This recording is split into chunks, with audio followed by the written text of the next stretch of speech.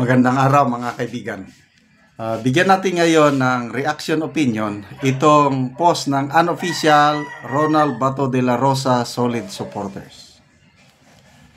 Naniniwala si Akbayan Party List Representative Percy Serdanya na kung sakaling mapatalsik sa pwesto si Vice President Sara Duterte sa pamamagitan ng impeachment ay makakatulog na ng mahimbing ang taong bayan.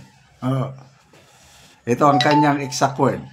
Habang dinidili natin ito, mas lalo tayong hindi makakatulog ng mahimbing. Imagine, you have a vice president who is a heartbeat away from the presidency. A vice president that has abused power. A vice president that will abuse power. Ang galing, ano? So, dagdag pa niya. So, habang tayo ay nagpapatumpik-tumpik pa, mas lalo hindi tayo makakatulog ng mahimbing. Hindi tayo kasi kung may eventuality na huwag naman sana, pwede siya mag-assume ng presidency. Takot. So, the sooner na magagawa natin na ma-impeach siya, the sooner na makakatulog ng mahimbing ang ating mga taong bayan. Dagdag pa niya. Ayan, oh. Ayan ang post. Taong bayan, makakatulog na ng mahimbing kapag na-impeach na si VP Sara. Ayun ka. Actually, na-impeach naman siya. Di ba? Ang kulang na lang yung matuloy ang trial para magboto, magbigay ng verdict ang 24 senator judges kung guilty or acquitted. Na-impeach na si VP Sara. So, sino yung sinasabi niyang, yung delay muna? Kasi kung magpatumpik-tumpik daw, hindi makakatulog. So, bakit na-delay? Sino bang sisihin?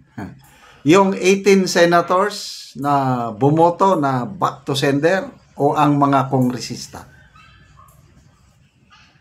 Kung inayos sana ng mga kongresista yung pagsampa ng impeachment case, dapat sana hindi na umabot ng ganito. Baka ngayon may verdict na either guilty or ano. Kaya lang, pinatulog kasi yung 3 complaints. Yun ang problema. Tapos, biglang isinampa yung pang-4. Kaya nagkakaroon ng question, baka na-violate yung 1-year bar rule ng Constitution. Yun ang essence ng boto ng 18. Bakit ibinalik? So, sinong may kasalanan? Yung 18 o ang mga kongresista? Tayo na, taong bayan ng humusga.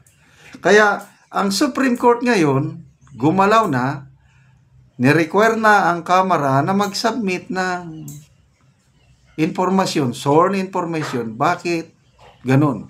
Bakit pinatagal yung 3?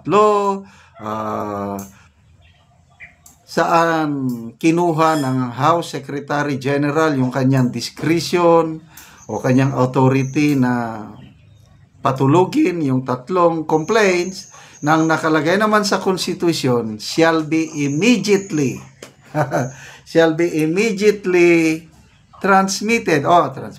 referred to the House Speaker.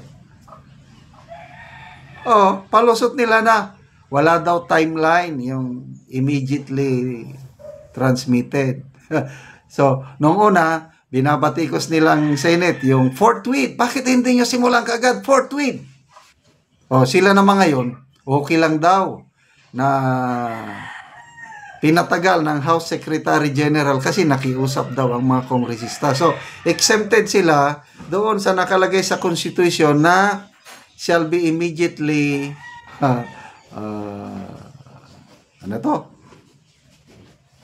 endorse. Ano ba yung term doon? Yung i-refer, immediately referred from the House Secretary General to to the office of the Speaker of the House. Yun ang tinatanong ng Supreme Court. Tapos yung nabigyan ba lahat ng kongresista yung pumirma, yung articles of impeachment bago pumirma, nabasa ba nila? O yun. Very specific yung tinatanong ng Supreme Court. Nang iba sabi nila, judicial overreach na daw doon. Mas magaling pa kayo sa Supreme Court. Ayun. Magpatumpik-tumpik. Kasalanan. Sana hindi nyo inayos kasi. Ngayon, makakatulog ng mahimbing pag makonvict. Depende sa klase ng taong bayan kasi politically divided na ang taong bayan ngayon. Sa survey ng WR Numero, pro Duterte, if my memory serves me right, mga 43% pro Duterte. Pro Marcos, 15%. Pro Dilawan, kakamping pa, yellow pink, 11%. And the remaining, 30%, undecided, walang pakialam. So, siguro kung makonvict si VP Sara, ang mga makakatulog ng mahimbing ay yung mga makakaliwa. Ang mga diehard loyalist na Marcos loyalist. And maybe kakamping. Kailang, remember, mas marami ang pro Duterte kasi nga 43%. So, kami, maligaya kami. I consider myself pro Duterte. Maligaya kami kapag na-acquit si VP Sara. Na talagang ma-acquit. Itaga sa bato. Kung si Attorney Batorni pa, Senator Marcoleta pala. Lintik lang ang walang ganti. Manda na kayo. Hindi nyo matatanggal sa pwesto si VP Sara. And I believe Senator Marcoleta. Kasi nga, impeachment is a politics in nature.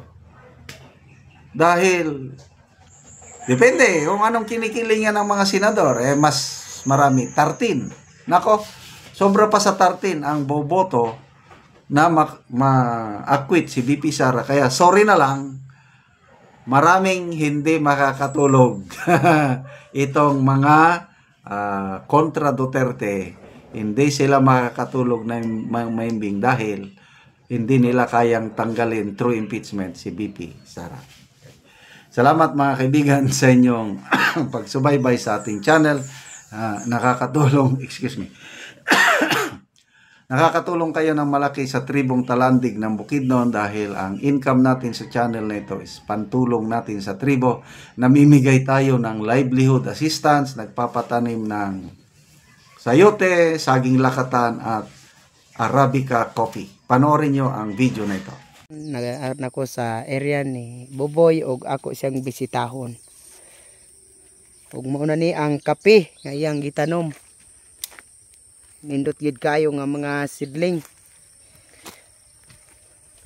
Mayong buntag diya. Mayong buntag pod. Mananom tag kape. So puro dan og iti ang imix. Puro dan. Akong gibutang imik sa iti.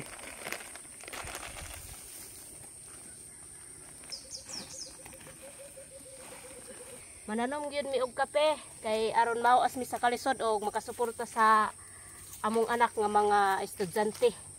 Oo. Salamat gyud kaayo sa Ginoo og sa nagtan-aw sa video. Yakan po malit ya.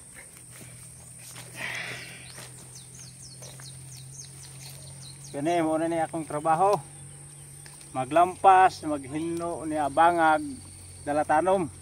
Aron ang akong magyan nanay tanom. Kompleto na daan. Oo. Og salamat pod sa gatanaw sa video og kaning nagsuporta aning similya nga kape. Mm. Na makatanom na gyud mi nga naami makasuporta sa mga bata nga aron pag-parayan sa pag-eskwela. Karon daghan-daghan gyud ang ilang natanom nga kape. Pila din ni kapunuan ninyong kape? 350 ang among natanom og amo pa ning dugangan aron sa pagsuporta sa among anak sa ilang pag-eskwela. Oo. So luag na gyud kaayo ang ilang natamnan og kape. So muna ni ang ilang area.